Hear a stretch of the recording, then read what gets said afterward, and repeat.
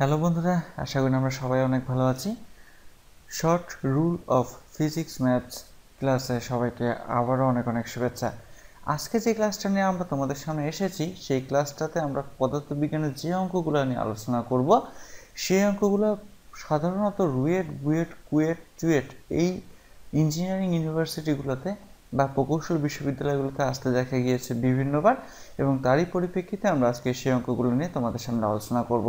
মূল ক্লাসে যাওয়ার পূর্বে তোমাদের জন্য যেটা আমি বলবো সেটা হচ্ছে যে তোমরা অনেকেই জানো, আর যারা জানো না তাদের জন্য বলছি যে আমরা হ্যাপি স্কুলের পক্ষ থেকে পদার্থবিজ্ঞানের বিভিন্ন প্রকার গাণিতিক সমস্যার শর্ট টেকনিক রিলেটেড একটি বই প্রকাশ করেছি, এবং বইটা আমি নিজেই লিখেছি।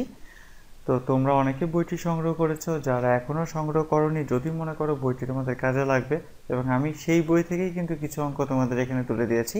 তো তোমরা যদি মনে করো যে এই বইটি তোমাদের কাজে লাগবে, তোমরা খুব দ্রুত স্ক্রিনে দেওয়া নাম্বারে, অর্থাৎ বইটার যে ছবিটা দেখতে পাচ্ছ তার নিচে দেখো দুইটা নাম্বার দেওয়া আছে, স্ক্রিনে দেওয়া নাম্বারে ফোন করে কুরিয়ারের মাধ্যমে কিন্তু বাংলাদেশের যে কোনো প্রান্ত থেকে বইটি সংগ্রহ করতে পারো। এবং তার সঙ্গে আরেকটা যে কথা সেটা হচ্ছে যে অবশ্যই এই ক্লাসটি যদি ভালো লাগে তাহলে ক্লাসটি তোমাদের অন্যান্য বন্ধুদের উদ্দেশ্যে শেয়ার করো, এবং অবশ্যই যারা চ্যানেলটিতে সাবস্ক্রাইব করোনি তারা চ্যানেলটি সাবস্ক্রাইব করো। এবং সেই সঙ্গে যেহেতু আমরা পদার্থবিজ্ঞানের অনেকগুলো সিরিজ করেছি, অলরেডি প্রায় 15টা সিরিজ চলছে, এটা দিয়ে অনেক অঙ্ক আমরা আলোচনা করেছি। তো এর বাইরেও তোমাদের যদি অধ্যায়ভিত্তিক কোনো অঙ্কের উপরে বা কোনো টপিকের উপর প্রবলেম থাকে তাহলে তোমরা অবশ্যই সেটা কমেন্ট করে জানাও। আমি চেষ্টা করব যত দ্রুত সম্ভব সেই সমস্যার সমাধান তোমাদেরকে দিয়ে দেওয়ার। তা আমাদের আজকে প্রথমে যে অঙ্কটি আছে সে অঙ্কটি হচ্ছে 3 ওহম রোধের কোনো তারকে একটি সমবাহু ত্রিভুজে পরিণত করা হলে ত্রিভুজের যে কোনো দুই বাহুর তুল্য রোধ কত হবে। তো সেই ক্ষেত্রে আমরা যদি ব্যাপারটাকে একটু এভাবে চিন্তা করি যে আমরা যে তারটাকে নিচ্ছি সেই তারের রোধ হচ্ছে 3 ওহম। তো আমরা যেহেতু তারটাকে একটা সমবাহু ত্রিভুজে পরিণত করব, ত্রিভুজকে আমরা বানাবো, সো আমি ধরে নিলাম যে আমাদের তারটা এরকম ছিল। তো এই তারটাকে মানে প্রত্যেকটা একটা তারের জাস্ট তারের রোধ 3 ওহম, 3 ওহমকে আমরা 1 ওহম 1 ওহম করে ভাগ করে নিলাম, কেননা আমরা একটা তারকে ভেঙে 3টা বাহু বানাবো বা 3টা খণ্ড তৈরি করব। তো সেক্ষেত্রে এই যে তারটা, এটাকে দিয়ে যদি আমরা একটা ত্রিভুজ তৈরি করি তাহলে ত্রিভুজটা হবে যেরকম, সেটা হচ্ছে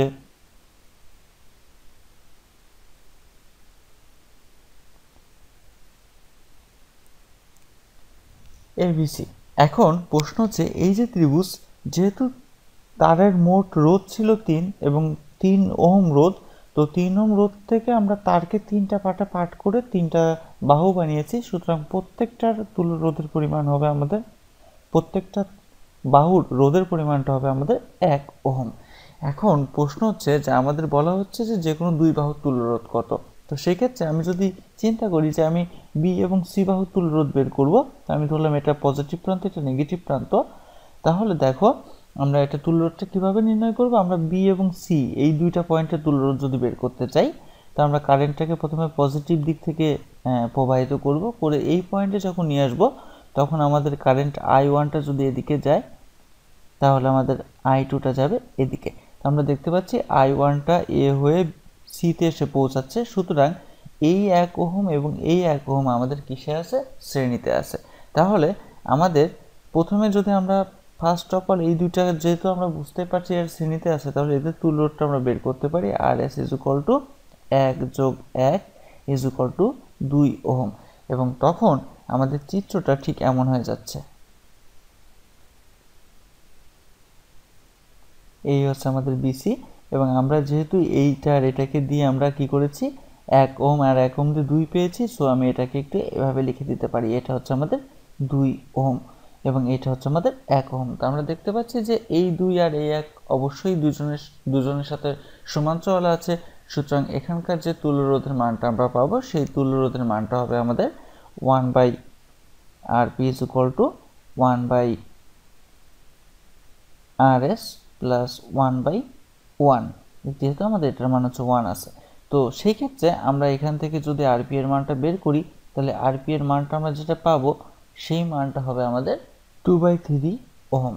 ওকে, তো তাহলে আমরা দেখতে পাচ্ছি যে যদি আমাদের কখনো একটা নির্দিষ্ট রোধের তার থেকে একটা ত্রিভুজ বানাতে বলে, তাহলে পরে আমাদের তুল্য রোধটা আমরা এভাবে বের করব। তো অঙ্কটা এভাবে করাটা কিন্তু একটু জটিল হয়ে যাবে। যদিও আমাদের পরীক্ষার খাতে আমাদের যদি বুয়েটের ক্ষেত্রে তোমরা বলো, তাহলে আমি বলবো বুয়েটের পরীক্ষার খাতে আমাদের এভাবেই করতে হবে। কিন্তু যদি আমরা অন্যান্য প্রকৌশল বিশ্ববিদ্যালয়গুলোর এমসিকিউ এর কথা চিন্তা করি, তাহলে আমরা অঙ্কটাকে কিন্তু একটু শর্টকাটেও বের করতে পারি। এবং শর্টকাটে বের করার যে সূত্রটা, সেই সূত্রটা হচ্ছে আমাদের, আমরা যদি এখানে চিন্তা করি তুল্য রোধ, তাহলে তুল্য রোধটাকে আমি RT যদি হিসাবে ধরি, তাহলে RT ইজ ইকুয়াল টু আমরা যেটা করব R n-1 by n square. সেই ক্ষেত্রে nটা হচ্ছে আমাদের বাহুর সংখ্যা। ওকে, তাহলে nটা হচ্ছে আমাদের কি বাহুর সংখ্যা। বাহুর সংখ্যা n ইজ ইকুয়াল টু আমাদের কত, যেহেতু আমরা একটা সমবাহু ত্রিভুজ করেছি, আমরা সবাই জানি ত্রিভুজের 3টা বাহু, সুতরাং n এর মানটা হবে আমাদের 3। এবং আমাদের মোট রোধ কত ছিল 3 ওহম, সুতরাং এখানে r এর মানটা হবে হচ্ছে আমাদের কত 3 ওহম। তাহলে যদি তুমি এখানে জাস্ট এই ফর্মুলাটাতে এই দুইটা মান বসাও, তাহলে যেটা পাবা r এর মান 3 মাইনাস 1 বাই n স্কোয়ার হচ্ছে 3 স্কোয়ার। তাহলে এখান থেকে তুমি মান পাবা 3 ইন্টু 2 বাই 9 বা 2/3 ওহম। তাহলে আমরা দেখতে পাচ্ছি এই উত্তরটার সাথে কিন্তু আমাদের এই উত্তরটা মিলে যাচ্ছে। তো এভাবে কিন্তু আমরা খুব শর্টকাটে এই সূত্রটা দিয়ে এভাবে অঙ্কটা করতে পারি। এখন যদি আমাদের পরীক্ষায় অঙ্কটা এভাবে থাকতো যে আমাদের সমবাহু ত্রিভুজ তৈরি করতে না বলে একটা বর্গ তৈরি করতে বলা হতো, তাহলে অঙ্কটা কিন্তু একই থাকতো, শুধুমাত্র আমাদের n এর মানটা হয়ে যেত 4, কেননা আমরা জানি বর্গের বাহুর সংখ্যা 4। যদি আমাদের বলতে একটি সুষম পঞ্চভুজ তৈরি করবো আমরা, তাহলে আমাদের n এর মানটা হয়ে যেত 5। তো আমরা আশা করছি এই ধরনের অঙ্ক যদি আমাদের কখনো পরীক্ষায় আসে, আমরা এটাকে খুব সহজে সলভ করতে পারবো। এখন আমরা দেখব আমাদের দ্বিতীয় অঙ্কটি।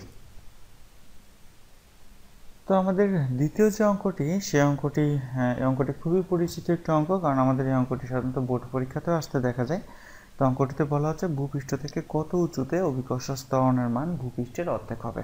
ওকে, তো এই অঙ্কটা যদি করতে হয়, তাহলে পরে আমরা সাধারণত অঙ্কটা যেভাবে করি, সেই প্রসেসটা হচ্ছে নর্মালি আমরা জানি g is equal to gm by r square and g prime is equal to gm by r plus h whole square, এবং এই দুইটা থেকে ইকুয়েশন ক্যালকুলেশন করে আমরা অঙ্কটা করি। এবং সেই ক্ষেত্রে আমরা ধরি g prime is equal two কত g বাই 2, এবং তারপর আমরা ক্যালকুলেশন করে অঙ্কটা বের করি। এটা একটা ওয়ে আছে। আরেকটা পদ্ধতিও আছে, সেই পদ্ধতিটা হচ্ছে এরকম যে এটা আরেকটা শর্টকাট আমাদের বইয়ে সেটা দেওয়া আছে। সেই পদ্ধতিটা হচ্ছে g prime is equal to g 1 minus 2h by r, এভাবে আমরা করি। তো যদি আমরা বলি বুয়েটের পরীক্ষার ক্ষেত্রে আমরা কিভাবে করব, তাহলে আমি বলবো এটা বা এটা আমরা যে কোনো একটা ওয়েতে আমরা অঙ্কটা করতে পারি। তবে যদি আমরা অন্যান্য প্রকৌশল বিশ্ববিদ্যালয়গুলোর সাথে বাংলাদেশের অন্যান্য বড় পাবলিক বিশ্ববিদ্যালয়গুলোর কথা চিন্তা করি, যেখানে আমাদের এমসিকিউ আকারে যদি প্রশ্ন থাকে, সেক্ষেত্রে আমরা এটা একটা বিশেষ শর্টকাটের মাধ্যমে করতে পারি। এবং সেই শর্টকাটটা হচ্ছে আমরা এখানে যেটা করব সেটা হচ্ছে যে আমরা এখানে ভূপৃষ্ঠের অর্ধেক হবে দেওয়া আছে জি এর মানটা। তো সেক্ষেত্রে অর্ধেক হোক 1/4 হোক যাই হোক, আমরা সেটাকে এন এর মান ধরবো। তো এন এর মানটা কত আছে অর্ধেক, তাহলে এন এর মানটাকে আমরা হাফ ধরবো। যদি এখানে বলতে 1/4 হবে, তাহলে আমরা ধরতাম 1/4। যদি বলা হতো 1/দশমাংশ হবে, তাহলে আমরা ধরতাম 1/10। ওকে, আচ্ছা, সেই ক্ষেত্রে আমাদের এইচ এর মানটা বের করার ফর্মুলাটা হচ্ছে এইচ ইজ ইকুয়াল টু 3.19 গুণ 10 পাওয়ার 6 1 মাইনাস n। ওকে, তো সেই ক্ষেত্রে জাস্ট খুবই সিম্পল একটা সূত্র, কত 3.19 গুণ 10 পাওয়ার 6 ইন্টু 1 মাইনাস n। তো সেই ক্ষেত্রে যদি তুমি মান বসাও 19 গুণ 10 পাওয়ার 6 অ্যান্ড 1 মাইনাস হাফ, তাহলে এখান থেকে তুমি যে মানটা পাবা সেই মানটা হচ্ছে 1.595 গুণ 10 পাওয়ার 6 মিটার। ওকে, তো আমি আশা করছি তোমরা ব্যাপারটা বুঝতে পেরেছো। যদি বিষয়টা তোমাদের কাছে একটু জটিল লাগে যে এই মানটা তো মনে রাখা একটু ডিফিকাল্ট হয়ে যাচ্ছে, তাই না? তো সেই ক্ষেত্রে ব্যাপারটা যদি জটিল লাগে, তাহলে তোমরা এটাকে একটু এভাবেও মনে রাখতে পারো। আসলে এই মানটা কিন্তু আমরা পেয়েছি পৃথিবীর ব্যাসার্ধের মানটাকে 2 দিয়ে ভাগ করে, অর্থাৎ তুমি এটাকে এভাবেও করতে পারো h is equal to r by 2 1 minus n। সেক্ষেত্রে পৃথিবীর ব্যাসার্ধের মানটা তুমি 6.38 গুণ 10 পাওয়ার 6 যদি মনে রাখো, তাহলে এখান থেকেও কিন্তু অঙ্কটা করে ফেলতে পারো। তো সেক্ষেত্রে তুমি এই সূত্র অ্যাপ্লাই করতে পারো, তুমি এটাও অ্যাপ্লাই করতে পারো যদি সহজে করতে চাও, অন্যথায় তুমি ইচ্ছা করলে পরে এই দুইটার যে কোনো একটা সূত্র অ্যাপ্লাই করতে পারো। আমি আশা করছি দ্বিতীয় অঙ্কটাও আমরা খুব ভালোভাবে বুঝতে পেরেছি। এবার আমরা তৃতীয় অঙ্কটা নিয়ে আলোচনা করব। তো আমাদের তৃতীয় যে অঙ্কটা আছে, তৃতীয় অঙ্কটাতে বলা আছে একটি নক্ষত্রের ভর সূর্যের ভরের 4 গুণ। নক্ষত্রটি যদি কৃষ্ণ বিভরে পরিণত হয় তবে এর শোয়াসফিল্ড ব্যাসার্ধ কত? তো এই অঙ্কটার ক্ষেত্রে আমাদের যে ফর্মুলাটা আমরা অ্যাপ্লাই করব সেটা হচ্ছে যে প্রথম কথা হচ্ছে যে আমাদের এখানে সূর্যের ভরটা দেওয়া নেই, সুতরাং সূর্যের ভরের মানটা কিন্তু আমাদের জানা থাকতে হবে। তা আমি যদি এখানে সূর্যের ভরের মানটা বসাই, যেটা আমরা সবাই জানি 2 × 10⁻30 কেজি, এটা হচ্ছে আমাদের সূর্যের ভর। ওকে, তো সেই ক্ষেত্রে তুমি এই অঙ্কটা একটু এভাবে করতে পারো, এবং আমাদের এখানে কত গুণ বলা হচ্ছে 4 গুণ, তাহলে আমরা ধরলাম n এর মানটা হচ্ছে 4। তো সেই ক্ষেত্রে আমাদের সূত্রটা আমরা একটু এভাবে বসাতে পারি, সেটা হচ্ছে যে ব্যাসার্ধ r = 1.48 গুণ 10⁻27 গুণ nm।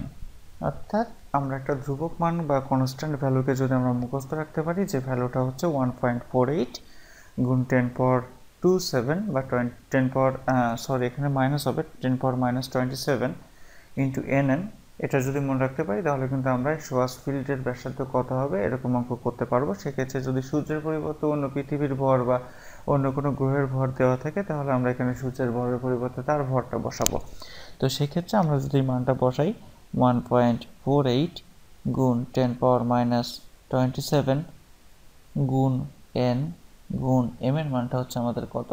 m এর মানটা হচ্ছে 2 গুণ 10⁻30, 5 বা 9 টাইপের একটা ভ্যালু আসবে, 11.9 গুণ 10⁻3 কেজি। তো এটাই কিন্তু আমাদের ভ্যালু মানটা আসবে, যে মানটা, এবং এটা কিন্তু আমরা ক্যালকুলেটর ছাড়াই কিন্তু করে ফেলতে পারবো।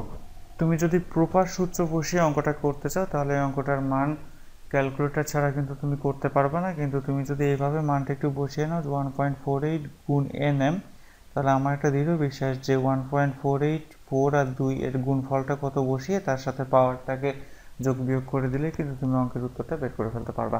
তাই আমি আশা করছি আমরা এই অঙ্কটাও বুঝতে পেরেছি। তো আমাদের 4 নম্বরে যে অঙ্কটি আছে সেই অঙ্কটির কথা বলা হচ্ছে এখানে যে 200 ভোল্টের 400 ওয়াটের একটি বাতির ফিলামেন্টের মধ্য দিয়ে প্রতি সেকেন্ডে কি পরিমাণ ইলেকট্রন প্রবাহিত হবে। তো যদি এই অঙ্কটা আমাদেরকে ক্যালকুলেশন করে বের করতে বলে তাহলে নর্মালি এই অঙ্কটাতে যে সূত্রগুলো আমাদের লাগবে সেই সূত্রগুলো হচ্ছে আমাদের প্রথমত P = VI একটা ফর্মুলা আমাদের লাগবে, দেন আমাদের Q = IT এটা একটা ফর্মুলা লাগবে, এবং এখান থেকে আমাদের ক্যালকুলেশন করে কিন্তু আমাদের কি করতে হবে, আবার আমরা জানি Q = আমরা লিখতে পারি NE, অর্থাৎ মোট চার্জ Q = n সংখ্যক ইলেকট্রনের গুণফল, এবং এই তিনটা সূত্রকে সমন্বয় করে কিন্তু আমাদের এখান থেকে এই n এর ভ্যালুটাকে বের করতে হবে। তো এইভাবে অঙ্কটা কিন্তু একটু জটিল হয়ে যাবে, বিশেষ করে অঙ্কটা একটু বড় হয়ে যাবে। তো তুমি যদি অঙ্কটাকে একবারে করে ফেলতে চাও তাহলে অঙ্কটা একবারে যে ফর্মুলাটা আসবে সেই ফর্মুলাটা হচ্ছে n = PT/EV। ওকে, আচ্ছা, এখানে আমরা EV ইলেকট্রনের চার্জ, এই বলতে আমরা ইলেকট্রনকে বোঝাচ্ছি। তো আমাদের এখানে দেখো দেওয়া আছে কত, পাওয়ার 400, তাহলে আমরা এখানে বসাইলাম 400। এরপর আমাদের প্রতি সেকেন্ড বলা আছে, তাহলে টি এর মানটা আসবে 1। ইলেকট্রনের চার্জ আমরা সবাই জানি 1.6 গুণ 10⁻19, এবং তার সঙ্গে আমাদের ভি এর মানটা দেওয়া আছে 200 ভোল্ট, তাহলে আমরা এখানে 200 যদি বসিয়ে দিই তাহলে আমার মনে হয় যে আমরা অনায়াসে এই অঙ্কটা করে ফেলতে পারবো, এবং এই অঙ্কের উত্তরটা হবে 1.25 গুণ 10⁻19t, অর্থাৎ এতগুলো ইলেকট্রন আমাদের কী হবে, প্রবাহিত হবে। তো আমি আশা করছি যে আজকে আমরা যে অঙ্কগুলো নিয়ে আলোচনা করলাম সেই অঙ্কগুলো কীভাবে খুব সহজে শর্টকাটের মাধ্যমে করা যায় সেটা আমরা বুঝতে পেরেছি, এবং বড় করে করতে গেলেও অঙ্কটাকে কীভাবে করতে হবে সেটাও আমরা পারবো।